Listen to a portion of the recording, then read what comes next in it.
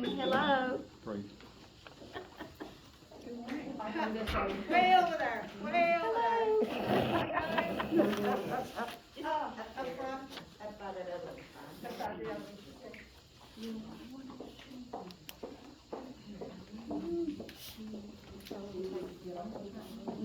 I think I'll have another one. Did they? Oh, yeah. No, we don't need money on that one. She's already sent her money in. I'll move. So we don't have to get money on that one. Is everybody here? I don't, let's have it a little bit more.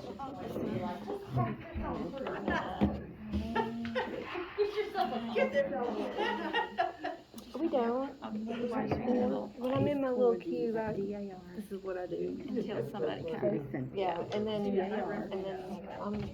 then I look at Steve or whatever, Ashley, and with my mask down, and they've got their mask, and I'm all like, I'm not putting mine on. Ray said the other day he had a Zoom meeting and he put his mask on.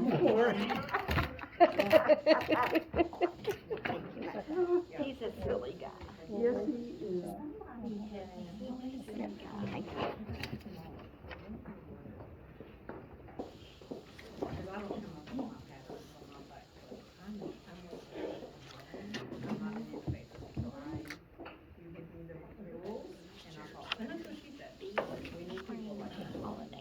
Mr. Jim, are you ready? I'm ready.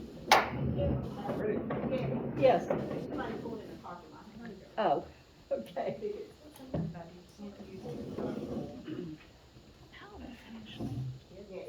She's like 10 years younger than me, so she's gotta be 31. Okay, I thought she was about 30, yeah. I believe in starting meetings at the time they're called to be ordered. So we'll start, and if somebody needs to be caught up, I'll have words with them. I would like to welcome you, ladies, gentlemen, and special guests. You qualify.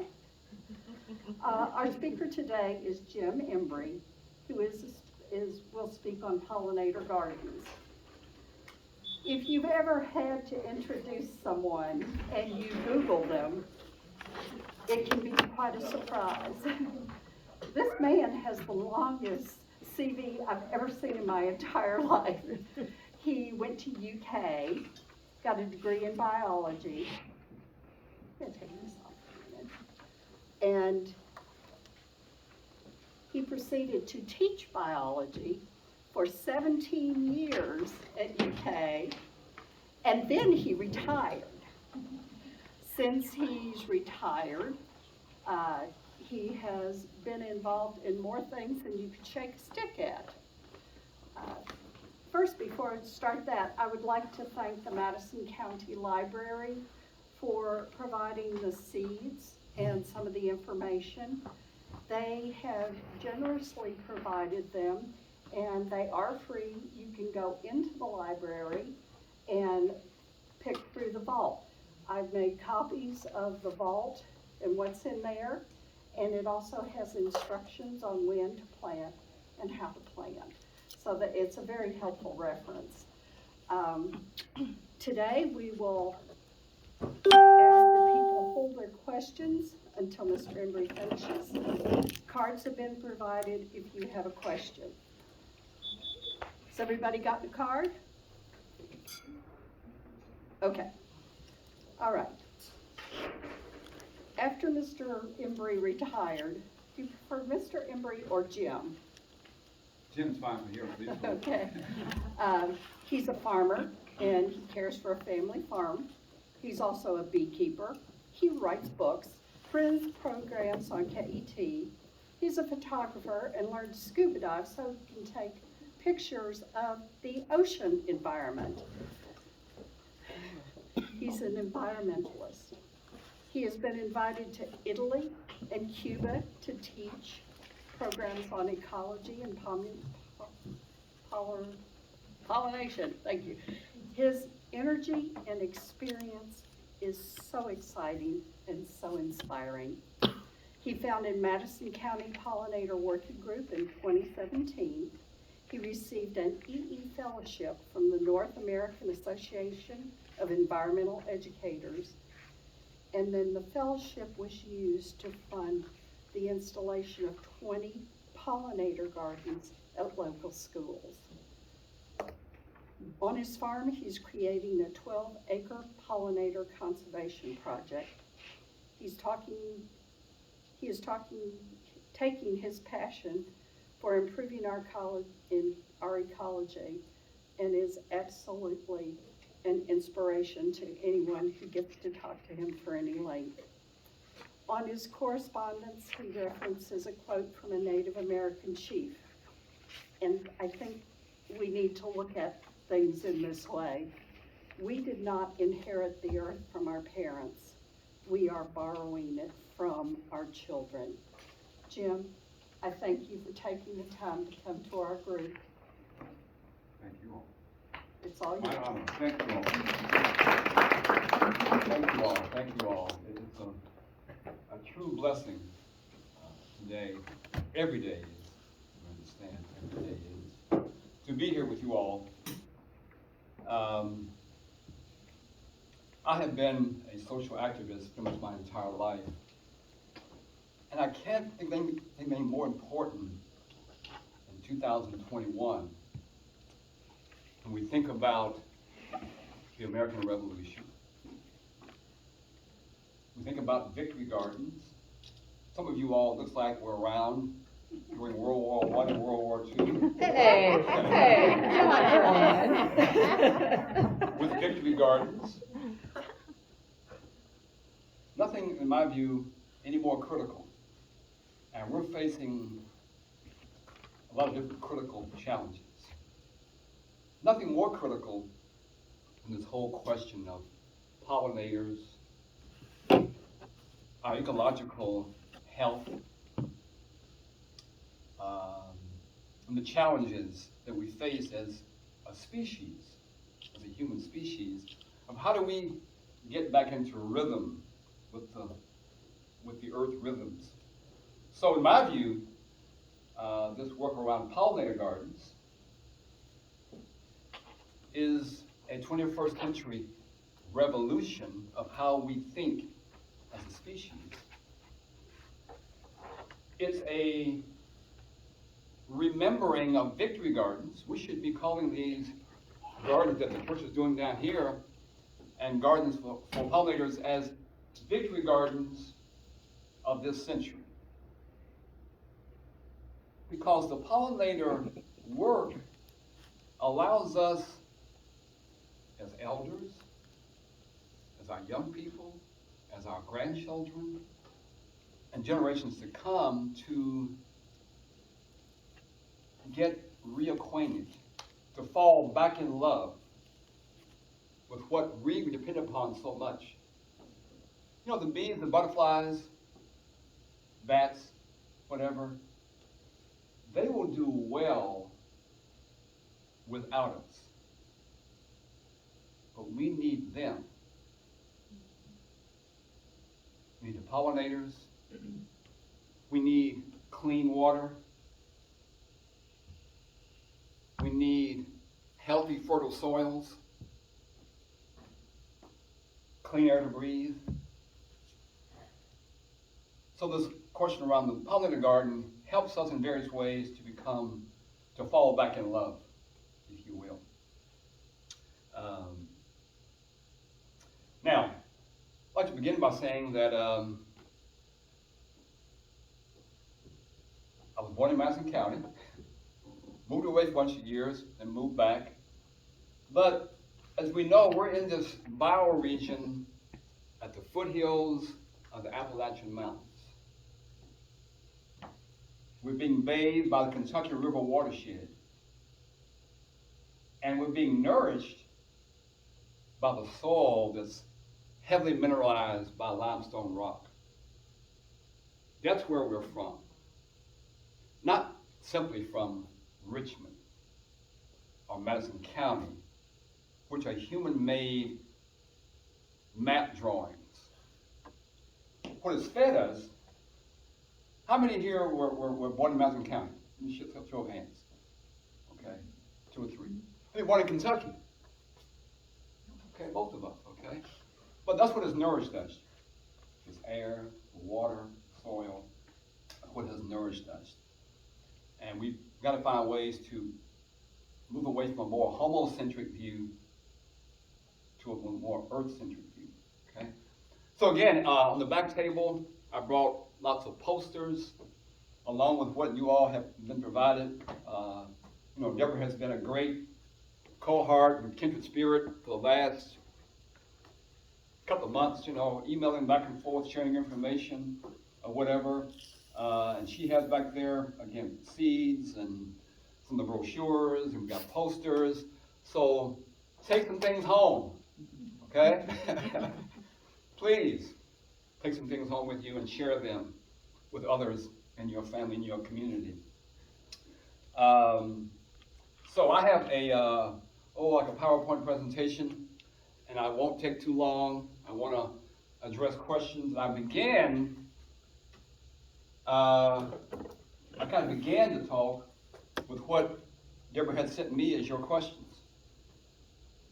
Because that way you'll say, well, when I wanted to hear Jim Embry speak, and he answered our questions, okay. We didn't leave there with our questions unanswered. That's my goal. Answer your questions so you can leave here, okay, and become a pollinator, which means taking the materials, what you learned, taking the posters, and share them with your community, your family, and things like that. That's the goal. So I'm going to begin with the questions. The question was, what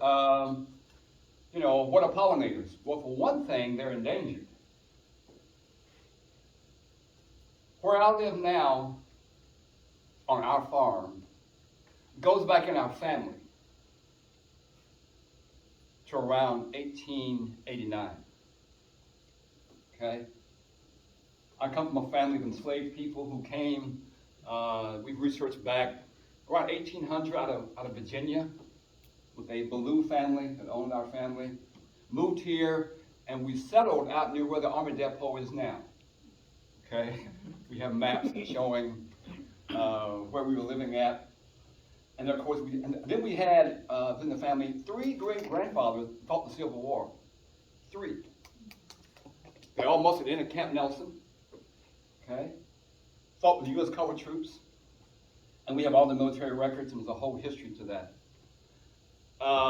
One of my great-grandfathers, who was 4, at emancipation, his dad fought in the war at Camp Nelson, out of Camp Nelson. At 4, he was a free person. Later on, his mother, who we say couldn't read or write, encouraged him to go to Berea College in 1879. He was there 2 years, came out, taught school, was a small farmer. So where we live now, on this farm we live on now, goes back to that great-grandfather and his wife who bought land, we still own it now, in around 1890. Okay, so we go back a few years. But I was born in Richmond, and we go to the farm almost every weekend, go to church, visit family, things like that. And the biodiversity, I'm sure you all remember, the biodiversity was incredible. There were all kinds of butterflies and bees and grasshoppers and box turtles and toads and snakes and you name it. I'm where I live now. Okay? Tremendous diversity. You fast forward, for me, 70 years, it's changed a lot. That's what I mean by they're endangered. There's a huge problem across the nation and across the world of pollinators being endangered. Okay? So part of our work, and for me this is work that is political work, it's environmental work, it's also spiritual work. I maintain that faith communities, whatever your denomination, whether you're Christian, Jewish, Baha'i, Buddhist, everyone ought to have gardens around their building. Oftentimes they don't. They don't. The spiritual work. I've done quite a few presentations to all kinds of religious groups with the same message, okay? Anyway, but now the question was, what are pollinators? One of the best movies you can get, you see it here, Wings of Life, the library here in Madison County has a copy of it, both here and in Berea. Everyone should get a copy of it, take it home, show it. You know how Disney does, right, films? They're off the charts. They're beautiful. Check it out, and you will see firsthand what are the pollinators through the Wings of Life. And Merle does a great job of narrating. We all love her. So the question was, you all asked, how do pollinators influence the growth of food? Through fertilization. They go to one flower, they pick up the male parts of fertilization. Sometimes they're covered with their wings and legs are covered with it. Then they fly off to another flower, and then they leave the male counterpart with the female part, and boom, they got fertilization, and then fruit gets produced. According to the various national data, about 1/3 or more of our food that we eat requires pollination. Okay, as you go into the grocery store and you walk by the fresh produce aisle, and you see the lovely citrus, and you see the apples, and you see the tomatoes, and you see the squash, and whatever. Think about, to get all that produce, it took a pollinator to help make that happen. And there's a huge decline in pollinators again, globally. And what can we do to help with that? And we're going to address that. That's simply what pollination is about, right there. Okay? Fertilization. And the question was, well, what do they need, Jim? We're as a DAR chapter here in Madison County. We recognize that women played an important role, have our whole nation's history. Okay, and now as a DAR chapter, as a community of women, we recognize that we have to also step up into the void of this disconnect between ourselves and the natural world and play a role actively in our community, where maybe every DAR monument that you all have reverence for around the state. Looked online at the DAR in Kentucky. There's a bunch of y'all out here. It's a bunch. Well, maybe you all are the ones, I'm not really sure, that can inspire the other chapters in Kentucky to take on this work of pollinator gardens. Okay? That's my encouragement. So, what do they need? They need, like what we need. They need food, shelter, and clothing. Well, not clothing, I'm sorry, not clothing. And water. That's what they need. So when you're thinking about then creating a pollinator garden, you want to think about at least these three basic elements. How am I providing the food during the whole entire growing season? Okay? They need food just not in April, just not in July, just not in October. How often do you need food? Every day. Every day. They do too, okay? So our job, again, in creating a very diverse garden is to provide flowering plants from early in March, February, into the fall, during their, outward cycle, okay? What's the need? How can we help them? Oh, wow, that's a good question. Well, we need to just grow more garden, create more diversity. Where I live now, on our farm, it's pretty diverse. Okay, you drive out there, you'll see some wooded areas, 2 ponds, again, 12 acres of pollinator project, all kinds of bushes, and, it's kind of rough. I mean, compared to what's across from me. Now, growing up and coming out there 50 years ago, all the small farms were quite diverse.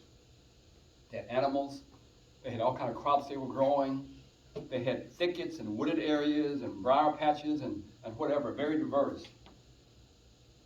Come to my farm and you'll look across the street, not trying to condemn anybody, but you'll see these big, huge houses, okay?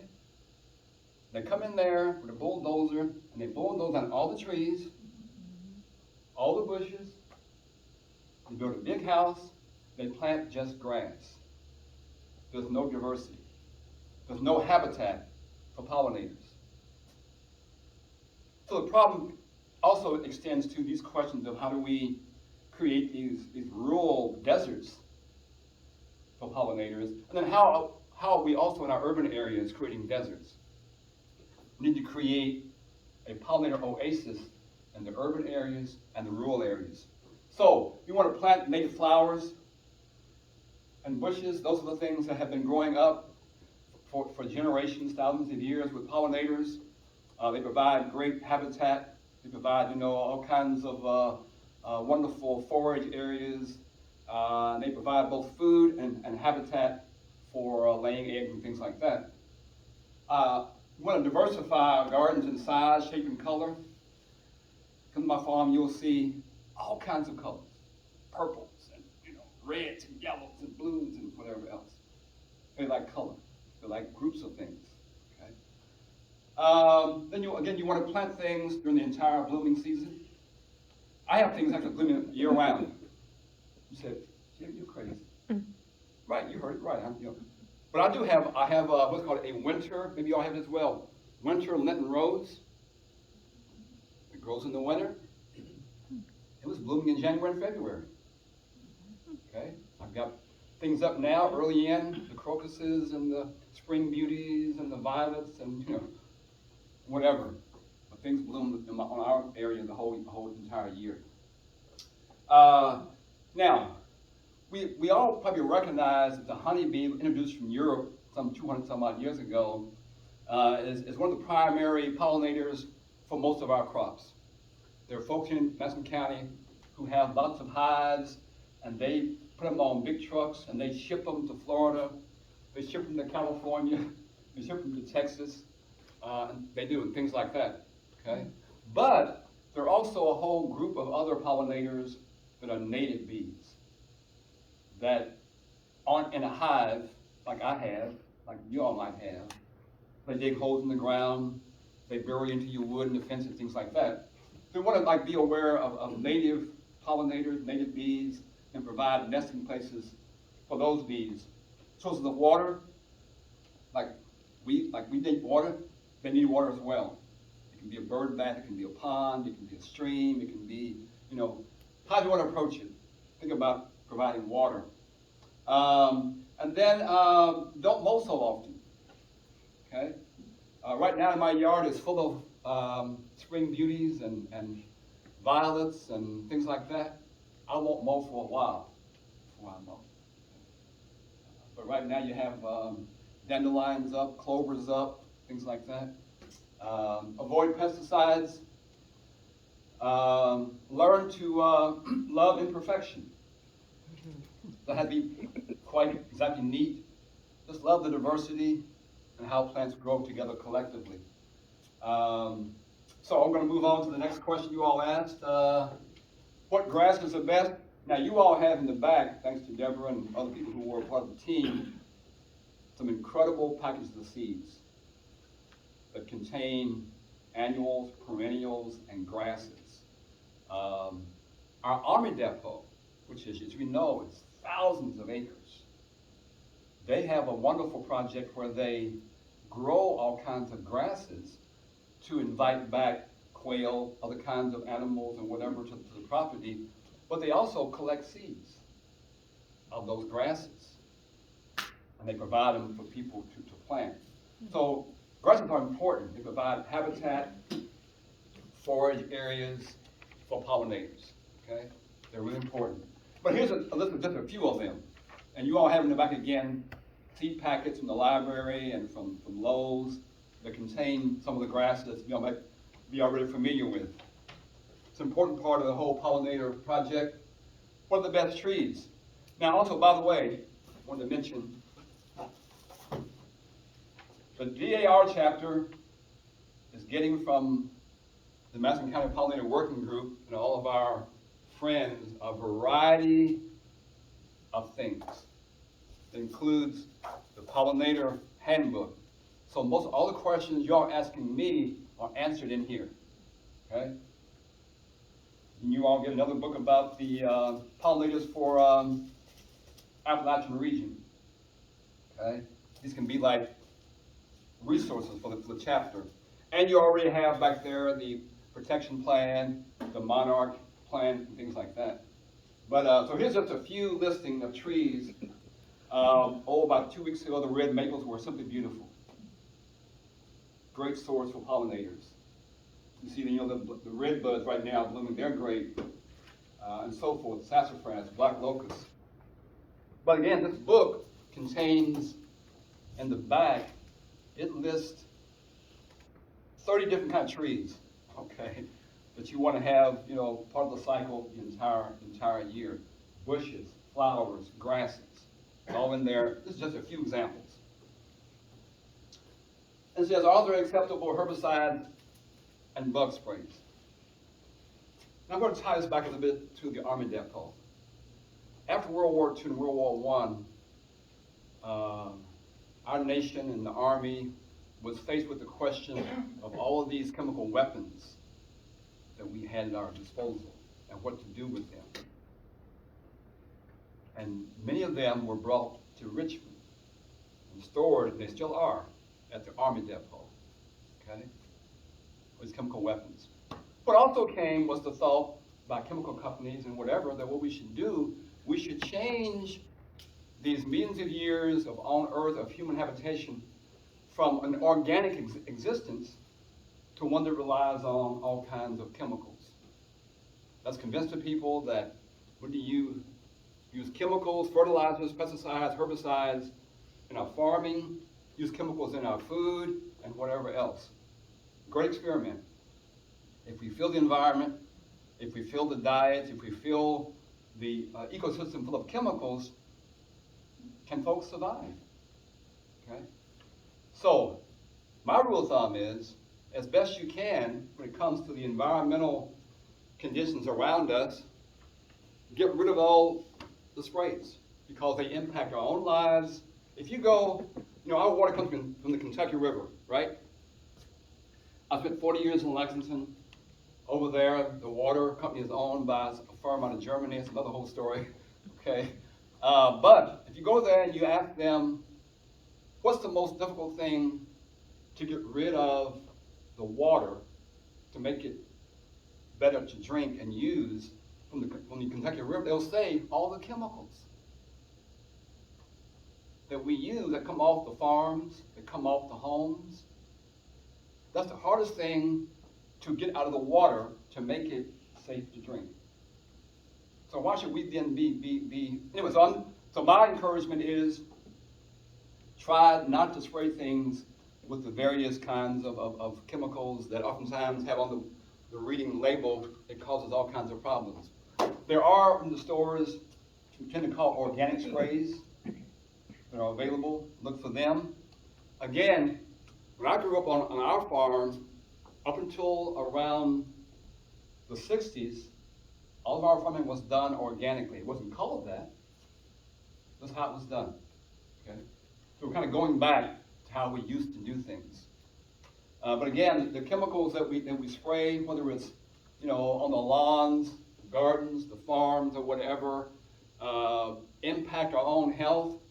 The rains come and it washes the chemicals and things off the farms, into the streams, the Kentucky River, then the Ohio River, Mississippi River, and the Gulf of Mexico. There's a huge down there called a dead zone of where the oceans are impacted from the runoff from Kentucky farms and Ohio farms and Tennessee farms and so forth.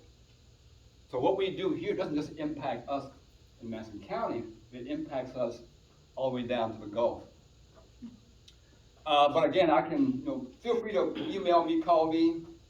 There's a whole Like for example, I have like fruit trees. Just a real quick example, a few things. I have fruit trees. I'm using like a dormant oil spray, neem oil, over the spring and winter to spray on the trees, try to kill some of the insect eggs that might impact the fruit. I'm using a clay compound that you put into a sprayer and you spray it when the fruit comes out, and that clay, you add a little soap to it, and it adheres to the fruit and it wards off different kinds of insects that impact fruits. So there are all kinds of natural things you can use, again, on various gardens. Do sprays damage bees, gardens, water, and next generation? Absolutely. You know, our children are being born now already with chemical residue in their systems, being born that way. And the question was about butterfly bushes. Are they invasive? Yes, they are. However, they, so the butterfly bushes are like kudzu almost, and honeysuckle. They take over. If you've been driving down south in Kentucky, you see the kudzu just growing everywhere. Well, 10 years ago, it was well into Tennessee. So the butterfly bush, they have made a variety. It's called a non-seeded variety, which means many plants produce seeds, and they self-seed themselves. They have a variety now, a butterfly bush that doesn't produce seeds. Okay, it doesn't spread and become evasive. I have in my yard a couple of them. The butterflies love them, but they don't spread. So look for, again, that particular bush, the kind that are non-seeded. So I want to kind of go back a minute before I get into our working group here locally. Back in 2014, President Obama pulled together, a task group of people to address the question of endangered pollinators.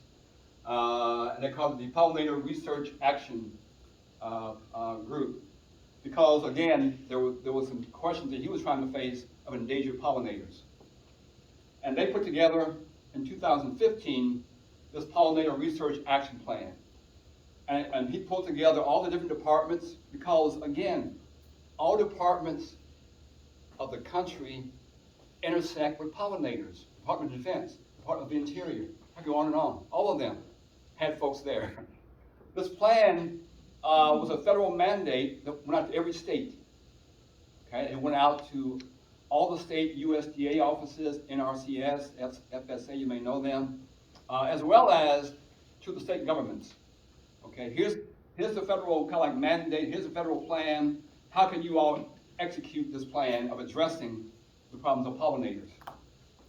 So in Kentucky, back around 2017, they assembled a group of people. Some friends of mine were involved in that initially. I got involved about a year after that, and we developed the Kentucky Pollinator Protection Plan. You've got a copy, I think, in the back, one up here. There's also a short version that's available as well. So we developed this plan, and it's still in the pack. It's been revised a couple times. And then that plan inspired a number of other efforts. It inspired the NRCS department to develop the handbook, which I showed you here. That's the handbook. It's a great resource full of all kinds of great colorful pictures. Okay, great handbook. And it also inspired the Kentucky Monarch Plan. So all of these publications in general undergird what's called the Kentucky Pollinator Stakeholder Group. That's about 90-some people all over Kentucky that represent governments, business, institutions, community groups, DAR groups, right? Y'all gonna join, aren't you? Okay, okay. 90-some different groups and individuals come together for the Kentucky Stakeholder Group. Okay, we meet several times a year and we do different things. And I joined this group about 2017, I guess it was. So we're called the Stakeholder Group. And so when I went to my first meeting, okay, I said, well, we got this great plan, this great handbook. I said, well, what is the plan to get these documents all across the state in every county? They said, well, there's no plan for that. I said, wow, all these great books. I said, well, you know, I'm an activist, community organizer. I'm gonna go back home and help organize something in Madison County. That's what I did. I live out off of what's called Charlie Norris Road. That's where our farm is. So I reached out in 2017 to a variety of local folks, including, you know, the Gallery on Main, the Army Depot, County Judge Reagan, Fish and Wildlife, local library, all the colleges, utilities, to recognize what's called National Pollinator Week. And then we also established the Madison County Pollinator Working Group. And you know, we're probably right now the only county in Kentucky, as far as I know, that has a countywide pollinator group. So, and back in that same year, we were in the newspaper about our Pollinator Week activity at Gallery on Main. And then I was showing the film Wings of Life at the library a couple times. I was in the newspaper. And then we would have every year, other than last year, this part of the National Week recognizing pollinators. And we've done 3 of those, and we did this one here at the Berea Urban Farm. I love working with kids. You know, I have 6 of my own. They're all, you know, of course, adults and live all across the country. But I've always had a real passion for working with young people as folks worked with me. That was mentioned, I became part back in 2017 of this North American, actually international, group around environmental education. And within that membership, I got a fellowship to work on this countywide pollinator group. And part of that fellowship provided some money to put gardens in 20 schools. And we had, you know, these 2 sessions for teachers. A couple years ago, we had teachers from Madison County, Fayette County, Letcher County, and folks from up in Kenton County who came down for these sessions. And we had a partnership, we still do, with Columbia Gas up in Kentucky. They serve in 5 states, and they provided the seeds for our pollinator project, which was a great, you know, kind of a partnership. And we believe in partnership. The same way nature works and networking, we believe the same way. And it's great networking of people all across the county and all across the state. This is one of their, you see on the back here, some of our mixture that we had in there. You know, the blue stem, again, is a grass. The yarrow is a perennial. The milkweed, black-eyed Susan, and so forth. Joe Pye weed is so beautiful. We held those sessions at the Berea College Forestry Outreach Center. If you haven't been over there, you ought to go. It's right there when you go to the Pinnacles, the old Indian Fort Theater. It's a beautiful building, about 2 years old. We held those sessions there. The teachers came out again. We had some things that were going on that were interactive outside, and they helped plant the garden there at the Forestry Outreach Center. So if you go over there and visit, you should go to great walking and great drive over. You'll see all these beautiful flowers. These were done by the teachers, okay, who came to our workshop and put them to work. We gave away plants and seeds and so forth. It was in the newspaper as well. And we put gardens in 20 schools. Most were in Madison County. There were 3 in Fayette County and 1 in Letcher County. And then we had a woman who came down from Kentucky who worked for Duke Energy. And up there, Duke is like our KU. They provide up there electric service. But she came down because she wanted to learn what we were doing in our workshop so she could go home, okay, in the Duke Energy region and provide a similar session for the teachers in northern Kentucky. That was what she wanted, and she did. So we worked, just at a few schools here real quickly in Madison Central. The kids came out, these were mostly high school students who came out, and these were kids mostly who were in the ESL programs. The students here were mostly Latino, speaking Spanish, and also Asian American. And they had a great time putting in their pollinator garden. We worked at Whitehall. The Whitehall effort was incredible. The principals came out, the teachers came out. We had about 80 kids, okay? And I'm a believer in having kids have a great time and be interactive.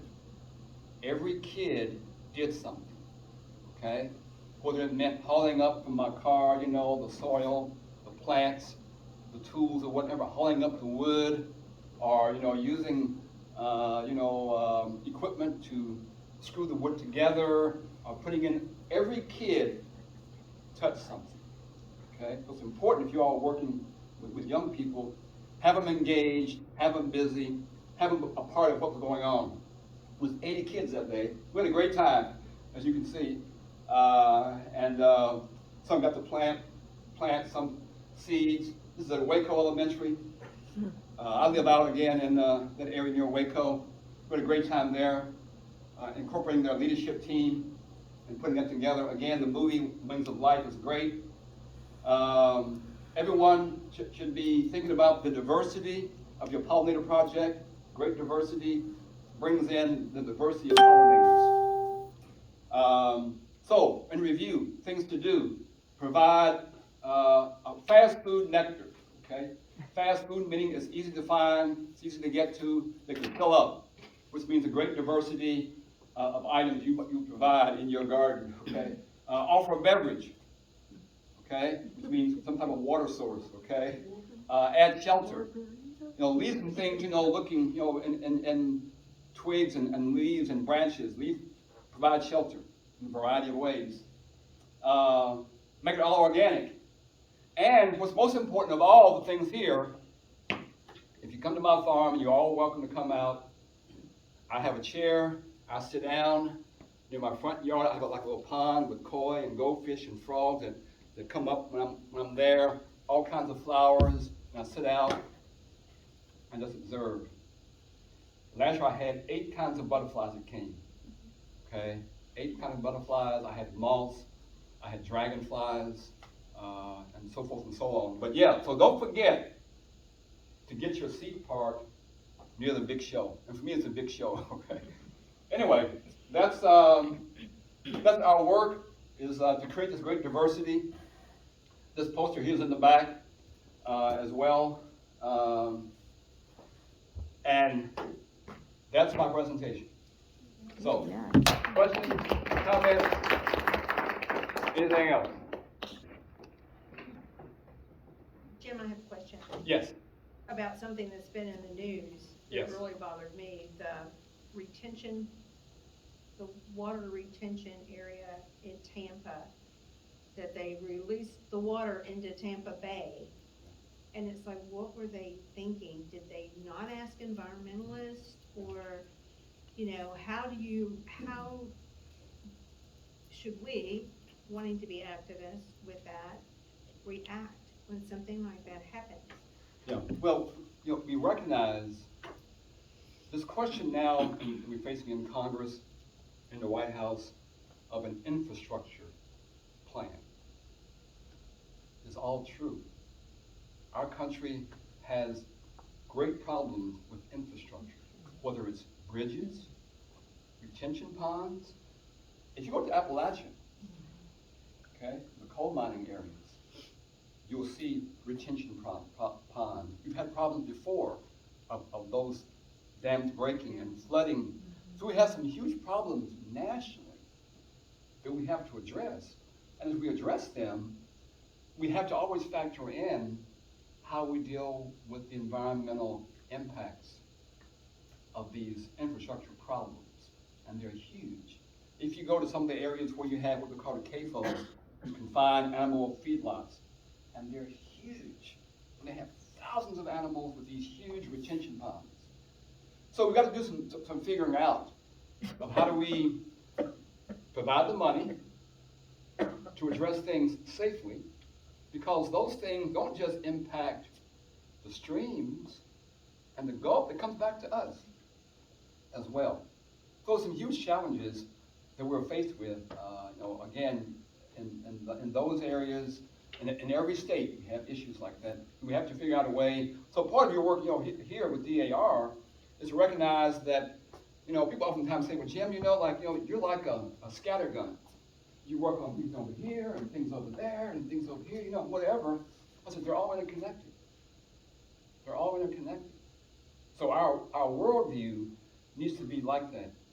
Kind of connect the dots, just like we're like requilting community.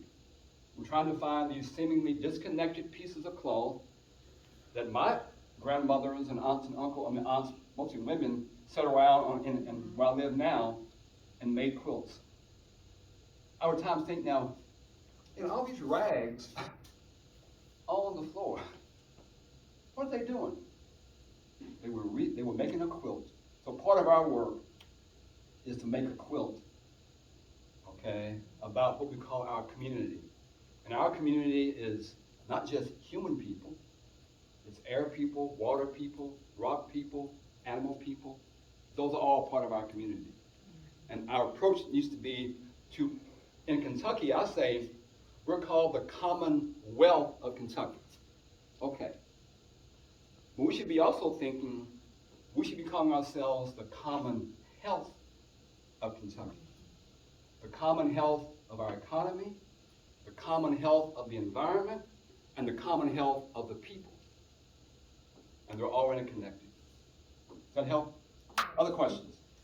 Yes? How old were you when you knew you wanted to do biology and wanted to be an environment? Well, again, so see, I came out of a family culture. Maybe some of you all did as well. A family culture that was land-based, farm-based. I didn't know any better, okay? While we were living in Richmond, okay, growing up, in the backyard, we had a humongous garden.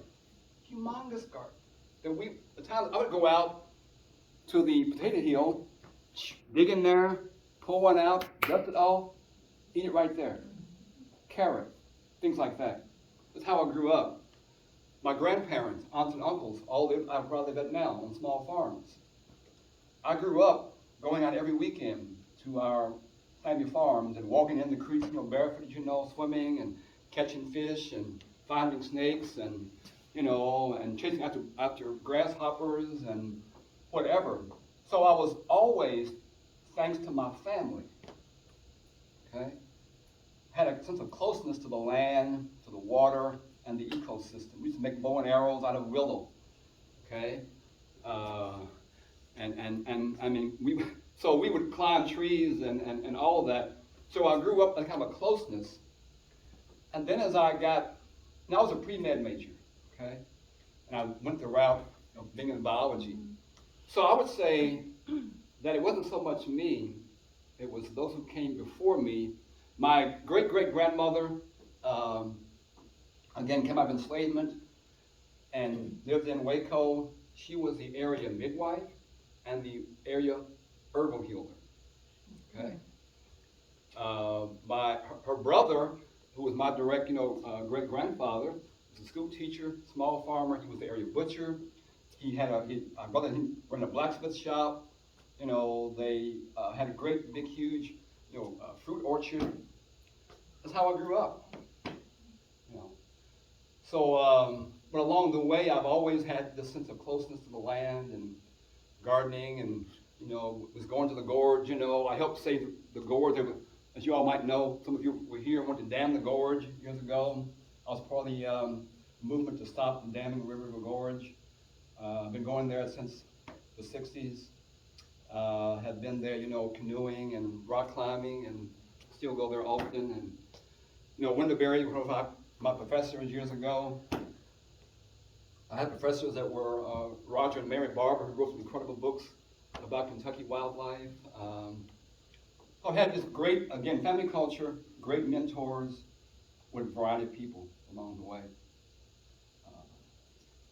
That help? Yep, okay.